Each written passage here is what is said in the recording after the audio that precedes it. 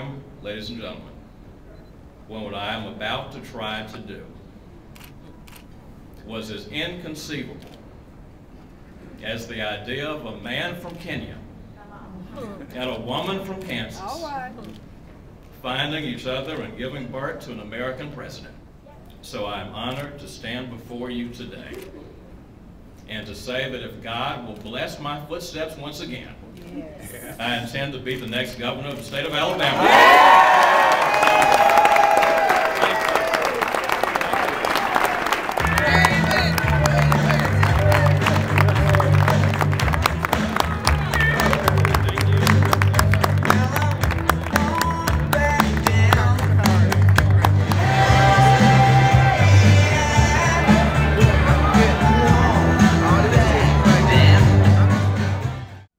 What I'm going to be telling voters in the state in the next 2 years is that my life circumstances and my background are not fundamentally different from theirs.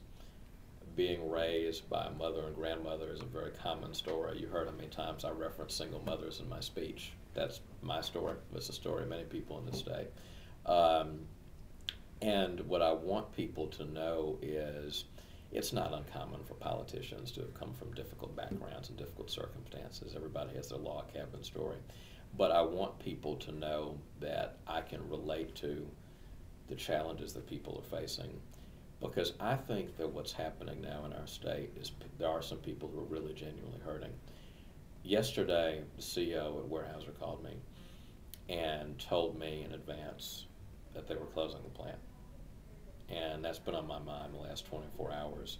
And those are 325 people who had no idea this was coming. And this time yesterday, they felt secure in their jobs.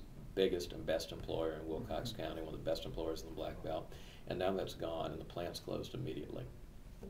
And something a politician can say to those folks. There are going to be more stories like that. There are other stories that I can't tell you about because the companies wouldn't want me to tell you that are on the verge of the same thing happening. And everyone's talking about the big banks. The banks are too big to fail. Well, there are small companies in Alabama and mid-sized companies that are in real jeopardy, and there are going to be more of those stories. And the next governor is going to be faced with the challenge of undoing an economic storm. And it's not that you're better positioned to do that just because you've come from a background literally next to a railroad track. That's not so. But I do want people to appreciate that I understand that there are people who are hurting in the state of Alabama, and the next governor has to be dedicated to improving the prospects of those people's lives. Well, one of the first points I made in my speech is that when people are hurting, a good government doesn't sit on the sidelines.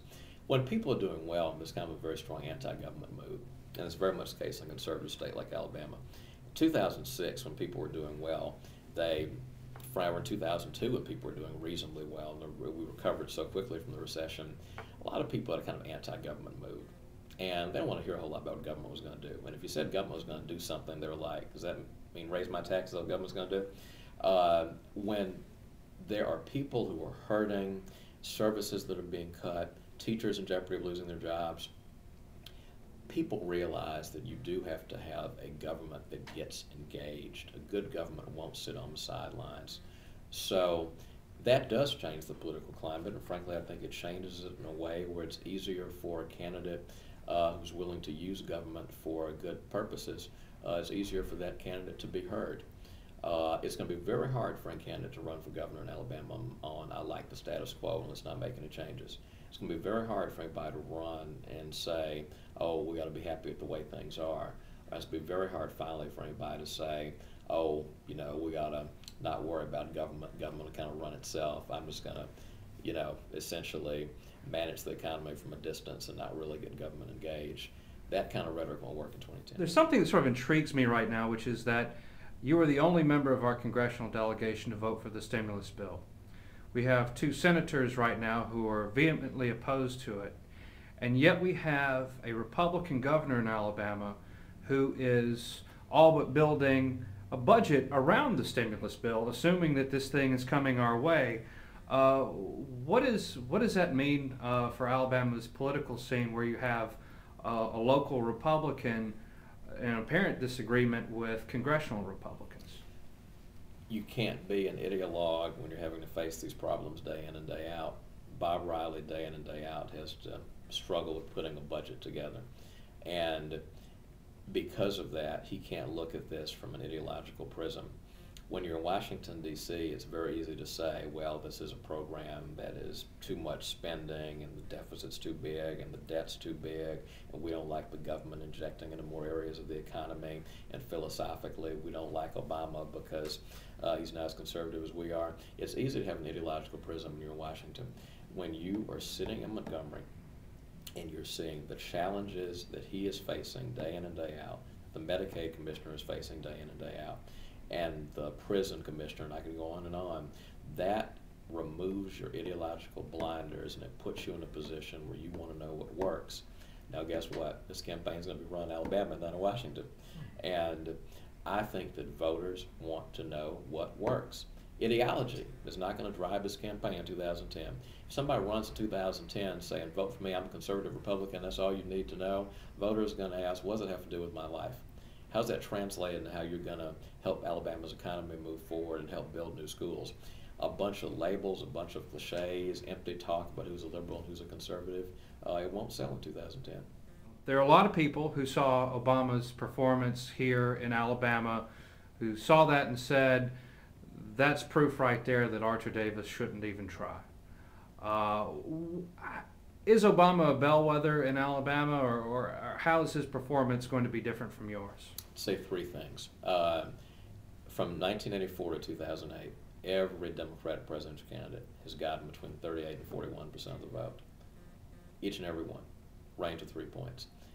No one has ever argued that the weak performances of Bill Clinton, Al Gore, Michael Dukakis, John Kerry meant that a white Democrat couldn't be competitive here.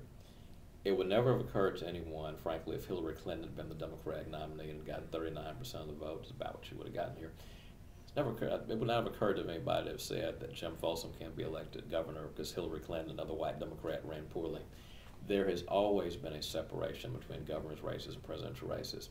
Candidly, there are some people who are really saying that Alabama voters can't distinguish between two black candidates. Well, they've already proved they can do that. Sam Jones's numbers in Mobile, far better in many precincts than the president's numbers. James Fields in Coleman, Obama's worst county in the primary in general. James Fields was 61% of the vote. Ralph Cook won those North Alabama counties that Barack Obama lost, and was the high vote getter in 2000, even when he lost in the state of Alabama on the Democratic ticket. Oscar Adams won counties that Obama lost badly back in the 1980s. It seems there's some people who believe that we've lost ground as a state when it comes to race. That's not what I see when I move around. Every year of my life I've seen us gain more ground on the race front. Every year of my adult life I've seen things get better every year in some way. Second point I would make is, frankly, every round of polling that's been done on this race over the last year and a half, by every source that I know of, shows me a little bit ahead, even with, or a little bit behind the Republicans. The only difference is how many D's and R's you have in your sample. When we do our polling, we deliberately undersample Democrats and blacks because we want a hard sense of where we are. Some other pollsters in the state sample more blacks and more Democrats than we do. And predictably, Folsom and I run better in those than we sometimes do in our own polls. But all the polls have it a little bit ahead, even, or a little bit behind. We'll be able to raise the money and be competitive in this campaign. We'll transfer about $1.1 million from our federal account, but not until June. I'm confident we'll raise the resources. We're gathering a very good finance committee.